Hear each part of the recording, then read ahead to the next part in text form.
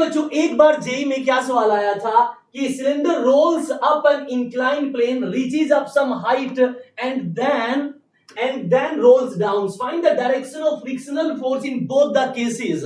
बच्चों आप भी नीट और जेई की तैयारी कर रहे हैं तो आप सभी के लिए क्वेश्चन बड़ा बड़ा इंपॉर्टेंट है। तो देखिए जब ये इंक्लाइंड सरफेस के ऊपर चढ़ रहा है, ऊपर रोल करता ऊपर चढ़ेगा, तो ध्यान से देखना इसका जो लोअर मोस्ट पॉइंट है उसकी टेंडेंसी पीछे जाने की है, यानी कि नीचे की जाने की है। और आपको पता है फ्रिक्शनल फोर्स जिस साइड मोशन की टेंडेंसी है उसका अपोज करता है। तो यदि लोअर मोस्ट पॉइंट नीचे जाना चाह रहा है तो फ्रिक्शन कहां लगेगा?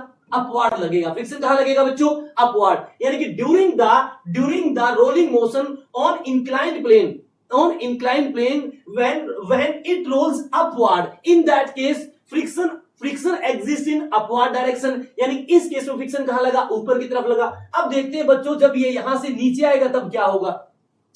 जैसे इंक्लाइंड सरफेस पे यहां पे आप कोई चीज रखोगे तो इसकी टेंडेंसी कहां है? स्लाइड करने की।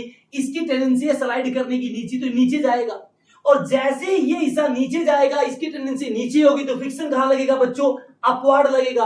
और इसी फ्रिक्शनल फोर्स के कारण, क्योंकि ये फ्रिक्शनल फोर्स आर डिस्टेंस के परपेंडिकुलर डिस्टेंस पे लग रहा है, जिसके कारण ये क्या होगा? रोटेट होगा। तो इसका मतलब बच्चों ये हुआ, चाहे इंक्लाइंड सरफेस पे बॉडी रोल करती हुई ऊपर जाए और चाहे रफ सरफेस पे बॉडी रोल करती हुई नीचे आए, इन दोनों ही केस में बच्चों फ्रिक्शन हमेशा इंक्लाइंड सरफेस के अपवार्ड लगती है, यानी ऊपर की तरफ लगेगा, चाहे बॉडी नीचे आओ चाहे बॉडी ऊपर जाओ। यदि बच्चों ये आपको कंसेप्ट समझाया है तो एक बार फिजिक्स सुरमा को लाइक एंड सब्सक्राइब जरूर करें।